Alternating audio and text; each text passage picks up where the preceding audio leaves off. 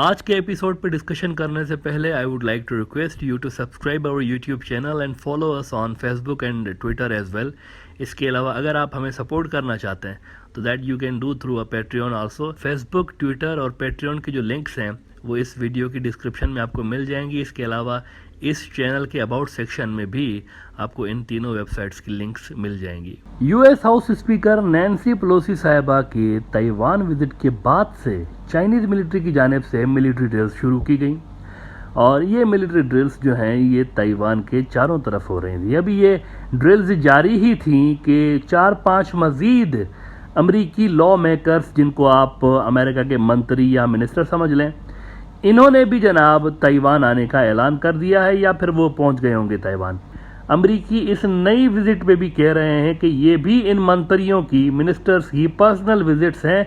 America as a country Taiwan पे अब भी वही पॉलिसी रखता है जो कि पहले रखता था। कौन सी पॉलिसी? वन चाइना पॉलिसी, यानी कि ताइवान मुल्क नहीं बल्कि चीन का ही हिस्सा है। ये उनका ऑफिशियल स्टेटमेंट्स इस तरह के आ रहे हैं कि we have nothing to do with these private visits. बहरहाल चीन ने अभी अमेरिकन लॉ मेकर्स की इन नई विजिट्स के बाद नई ड्रिल्स का ऐलान उन्होंने कर दिया, बल्कि एक्सरसाइज उन्होंने दोबारा शुरू कर दी है नई किस्म की।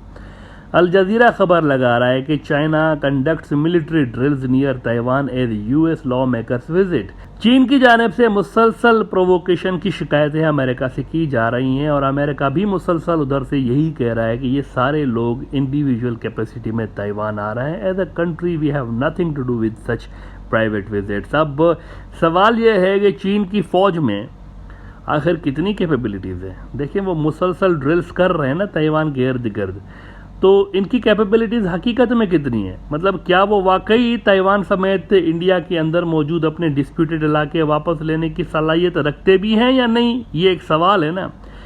टेक्नोलॉजिकली चीन की फ़ौज एक मॉडर्न फ़ौज है, सारी दुनिया जानती है, लेकिन चीन ने चूंकि अभी तक पिछले कई डेकेड्स से, ये बड़ी गहरी बात बताने जा रहा हूँ आपको, पिछले कई डेकेड्स से चाइना ने अभी तक कोई बड़ी जंग लड़ी ही नहीं।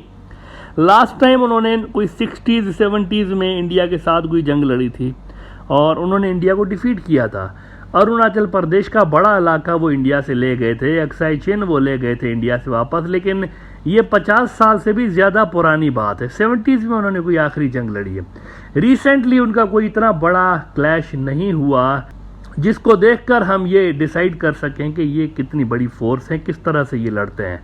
अमेरिका को अगर आप देखें तो इस दरमियान इन 50 सालों में उन्होंने बड़ी बड़ी जंगें लड़ी हैं, बेशुमार। उन्होंने दुनिया की तारीख की तवील तरीन जंगों में से एक उन्होंने अभी अफ़गानिस्तान में ख़त्म की है।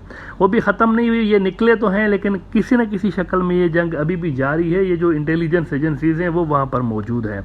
अमेरिका ने बड़ी जंगें इस दरमियान लड़ी हैं। दुनिया जानती है कि अमेरिका की फ़ौज किस तरह से लड़ती है, उनका लड़ने का तरीका कैसा है और ये कितनी कैपेबिलिटीज़ रखते हैं, ये भी दुनिया जानती है। और दुनिया को पता है कि लंबे अरसे से ज़मीनी जंगें लड़ने में अमेरिका इतना माहिर नहीं है। जहाँ जहाँ ये गए हैं ना, ज़मीन पे जहाँ इनके ट्रूप्स ने पैर रखा है, वियतनाम में गए हार गए, अफ़गानिस्तान में गए हार गए, मिडल ईस्ट में भी वो अपने ऑब्जेक्टिव्स पूरी तरह से हासिल नहीं कर सके। तो अमेरिकियों का दुनिया को पता है कि ये किस तरह से लड़ते हैं और इनकी क्या कैपेबिलिटीज़ हैं। रूस जो है मुसलसल आप देखें कि इस दरमियान कन्फ्लिक्ट्स में इन्वॉल्व रहा है। पहले सोवियत यूनियन ये हुआ करते थे तो दुनिया को पता है कि रशियंस कैसे लड़ते हैं, और अब ये रूस है। और अभी भी अगर आप देखें तो इनकी एक फुल स्केल वॉर चल रही है यूक्रेन के अंदर, तो इनका भी सबको पता है कि ये कैसे लड़ते हैं। लेकिन चीन एक मिस्ट्री है, ये एक ऐसा राज है जो कि खुलना अभी बाकी है। चीन की फौज एक मिस्ट्री है।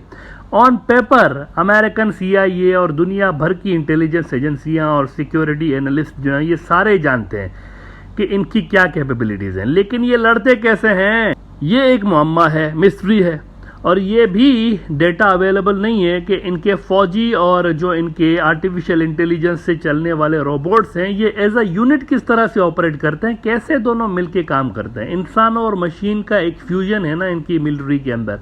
How it works world don't have much idea, ये एक बात है। आज से 30 साल पहले से लेके 1990s से तकरीबन इनकी फ़ौज रिफॉर्म्स से गुजर रही है। वैसे तो रिफॉर्म्स एक तरह से 1980 से ही शुरू हो गए थे, लेकिन 1990s से इनके रिफॉर्म्स में बड़ी तेज़ी आना शुरू हुई है। इन्होंने 30 साल पहले से लेके मिलिट्री मॉडर्नाइजेशन पर काम शुरू किया था। आज हमें यह पता है लेकिन कि इन जैसी स्पीड के साथ दुनिया का कोई दूसरा मुल्क मिलिट्री इक्विपमेंट्स नहीं बना पाता। मिसाल के तौर पर इनकी नेवी जो है ना, दुनिया में जितना तेज़ी के साथ इनकी नेवी वॉरशिप्स बना लेती है ना, अमेरिका भी नहीं बना सकता। दुनिया का कोई मुल्क इतनी तेज़ी के साथ वॉरशिप्स नहीं बना पाता। 30 साल से मिलिट्री रिफॉर्म्स इनके चल रहे हैं और ये 2035 को नज़र में रख के बैठे हैं चाइनीज़ कि इस साल तक हमारे और पूरी दुनिया की जो सुपर पावर्स हैं उनके दरमियान मिलिट्री गैप जो होगा वो अनब्रिजेबल हो जाएगा। ट्रेडिशनली चीन की जो PLA है, ग्राउंड फोर्सेस इनकी, ये इनकी मेन फोर्स रही हैं ट्रेडिशनली। इनको आज़ादी दिलाने में भी, वेस्टर्न फोर्सेस से आज़ादी दिलाने में भी PLA का रोल रहा। PLA के पास 9,15,000 सोल्जर्स हैं जो कि एक्टिव ड्यूटी पे हैं, 9,15,000। और ये चाइनीज़ मुसलसल अपनी फ़ौज का नंबर कम कर रहे हैं। वैसे ये इंपॉर्टेंट बात है, वो रोबोट्स को रिप्लेस कर रहे हैं फ़ौजियों के साथ, तो ह्यूमन सोल्जर्स का नंबर श्रिंक हो रहा है। पिछले कुछ सालों के अंदर लाखों फ़ौजी जो हैं उन्होंने कम कर दिए हैं। इनकी PLA लंबे अरसे से मॉडर्न हथियार अपनी इन्वेंट्री में डालती जा रही है। मुसलसल वो अमेरिका को हैरान भी कर रहे हैं। मिसाल के तौर पर आप देखेंगे 2019 में इन्होंने अपना DF-41 इंटरकॉन्टिनेंटल बैलिस्टिक मिसाइल दुनिया को जब दिखाया तो दुनिया हैरान हो गई, क्योंकि ये दुनिया के किसी भी कोने में स्ट्राइक करने की कैपेबिलिटी रखता है। ये इतना बड़ा मिसाइल है, किसी भी कोने में दुनिया में कहीं भी अमेरिकन बेस हो या एंटी चाइना जी जो इंडिया भी बेसिस ले रहा है उधर जबूती के पास भी सुना है कि वो किसी से बात करें मुल्क से कि हमारे यहाँ पे होना चाहिए, तो कहीं पे भी बेस हो दुनिया के अंदर, पूरे ग्लोब के ऊपर इसकी रेंज है इस मिसाइल की, DF-41 मिसाइल इनका। तो ये दुनिया को हैरान कर देने वाली बात उन्होंने दिखाई 2019 में। फिर लास्ट ईयर इन्होंने क्या किया, इन्होंने हाइपरसोनिक मिसाइलों का साल में 2 बार टेस्ट किया, जिसको अमेरिकियों ने स्पुतनिक मूवमेंट करार दिया। American were caught in surprise. और फिर नेवी इनकी आप देखें अगर, तो दुनिया की सबसे बड़ी नेवी इनके पास है। न्यूक्लियर सबमरीन्स हैं इनकी नेवी के पास, एयरक्राफ्ट कैरियर्स हैं इनकी नेवी के पास, ड्रोन कैरियर्स हैं इनकी नेवी के पास, एयरक्राफ्ट कैरियर किलर समेत बड़ी रेंज में मॉडर्न हथियार इनकी नेवी के पास हैं। इसके अलावा नेवी के अलावा भी इनके पास लिटिल ब्लू मैन भी हैं। नेवी से ही रिलेटेड एक चीज़ है, बड़ी एक ख़तरनाक किस्म की चीज़ है इनके पास। बहुत बड़ी तादाद में ये जो है ना लिटिल ब्लू मैन इनकी एक फोर्स है, अनऑफिशियल किस्म की फोर्स है एक। लिटिल ब्लू मैन इनके क्या करते हैं कि ये समुंदर के अंदर जासूसी करते हैं। बज़ाहिर आपको ये मछली पकड़ने वाले और बेदर्र किस्म के आपको मछेरे नज़र आएंगे, फिशरमैन। छोटी छोटी बोट्स में ये वहाँ पर मछलियाँ पकड़ रहे होंगे समंदर में, लेकिन इनकी ये जो छोटी छोटी बोट्स हैं ना, इनके नीचे सिस्टम्स ऐसे हैं कि ऑटोमेटिक हथियार भी होते हैं उसमें और सर्विलियंस के सिस्टम्स भी होते हैं। और ये बहुत बड़ी तादाद में, हज़ारों की तादाद में साउथ चाइना सी के मुख्तलिफ हिस्सों में फिरते रहते हैं पानियों के अंदर, और ये इंफॉर्मेशन कलेक्ट करते रहते हैं कौन से मुल्क का तिजारती जहाज़ जा रहा है, ट्रेड शिप जो होते हैं, और कौन से मुल्क की नेवियाँ क्रॉस कर रही हैं, सारा कुछ इनको पता होता है। और ये अपने इंफॉर्मेशन कलेक्ट करके और हेड ऑफिस में भेजते रहते हैं। ये लिटिल ब्लू मैन इनकी फोर्स है, इसको कहा जाता है। पूरे साउथ चाइना सी में इनका ये जासूसी का नेटवर्क फैला हुआ है, बल्कि साउथ चाइना सी के बाहर भी ये नेटवर्क उनका फैला हुआ है। बहुत बड़ी तादाद में इनको इन्फॉर्मेशन मिलती रहती है, बड़ी ग्रिप है इनकी इस एरिया के ऊपर।